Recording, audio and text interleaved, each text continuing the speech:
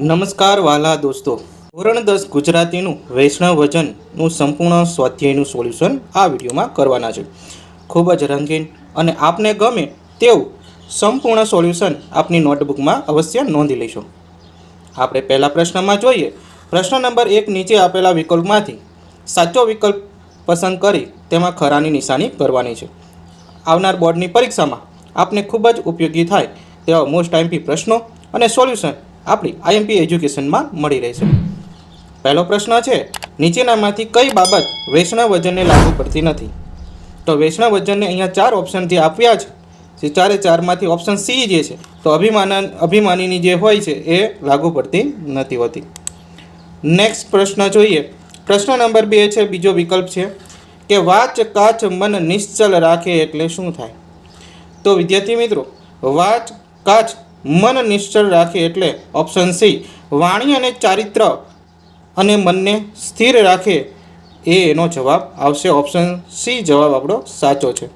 Next પ્રશ્ન જોઈએ વિદ્યાર્થી મિત્રો. ત્યારબાદ એક વાક્યમાં ઉત્તર આપવાના કયા છે, આપ જોઈ શકો છો. બીજો પ્રશ્ન છે, તમારે એક વાક્યમાં ઉત્તર આપવાનો છે.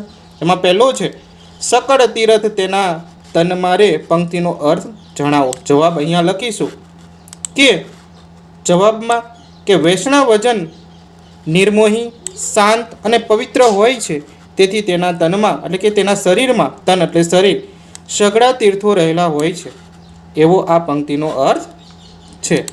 નેક્સ્ટ પ્રશ્ન 2 જોઈએ. મોહ માયા કોને સ્પર્શી શકતા નથી?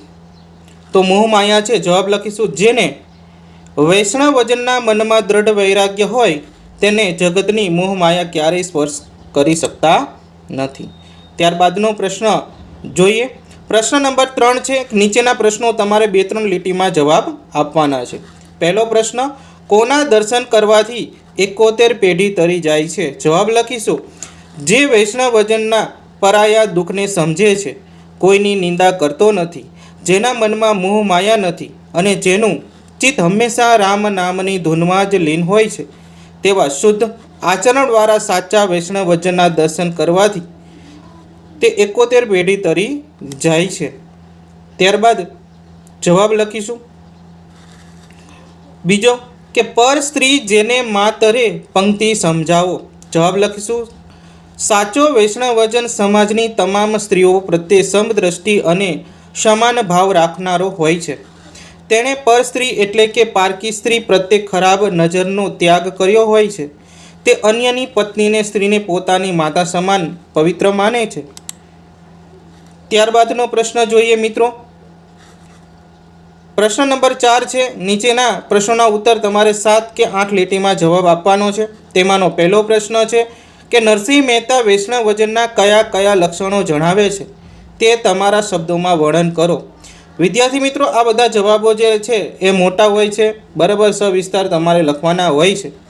જવાબ લખીશું ભક્ત કવિ નરસિંહ મહેતા વૈષ્ણવ વજનના પદમાં સાચા વૈષ્ણવ વજન એટલે ભગવાનના ભક્તના નીચે મુજબની ઉત્તમ લક્ષણો છે એ વર્ણવે છે કે સાચો વૈષ્ણવ વજન હંમેશા પારકાના દુઃખ અને પીડાને સમજે છે અને તેને દૂર કરવા ઉપકાર કરે છે, છતાં પોતાના મનમાં એ વાતનું સહેજ પણ અભિમાન લાવતો નથી.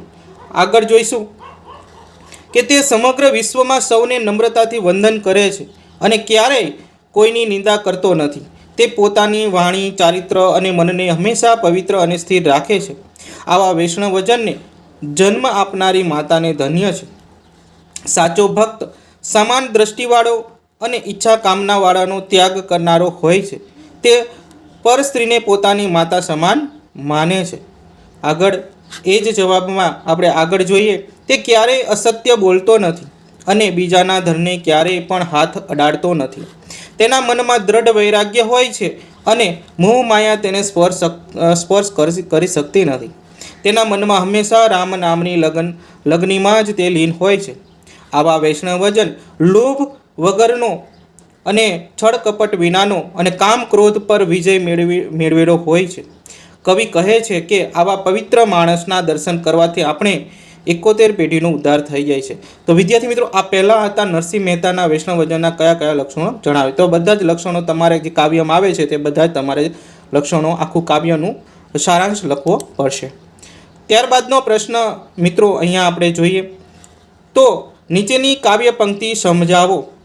વૈષ્ણવજન તો તેને રે કહીએ જે પીડ પરાઈ જાણે રે, પર દુઃખે ઉપકાર કરે તોય મન અભિમાન ન આણે રે.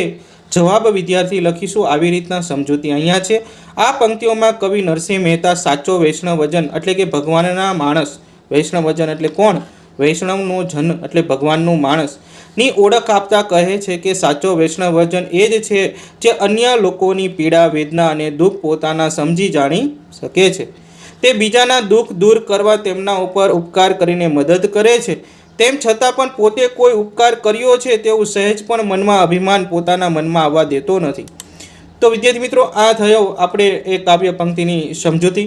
તો વિદ્યાર્થી મિત્રો, આ તમને સ્વાધ્યાય જો સંપૂર્ણ ગમ્યું હોય તો આપણી આઈએમપી એજ્યુકેશન યુટ્યુબ ચેનલ છે એને ખાસ કરીને સબસ્ક્રાઈબ કરી નાખજો. બેલ આઇકન આવે તો એને પણ દબાવી દો. ફરી નેક્સ્ટ આપણે સ્વાધ્યાયની અંદર આપણે ફરી પાછા આપણે વિડીયો લઈને આવીશું. તમારે આખી વિડીયો પ્લેલિસ્ટ આપણે મળી રહેશે આપણી યુટ્યુબ ચેનલની અંદર. તમામ સોલ્યુશન જોતા રહો.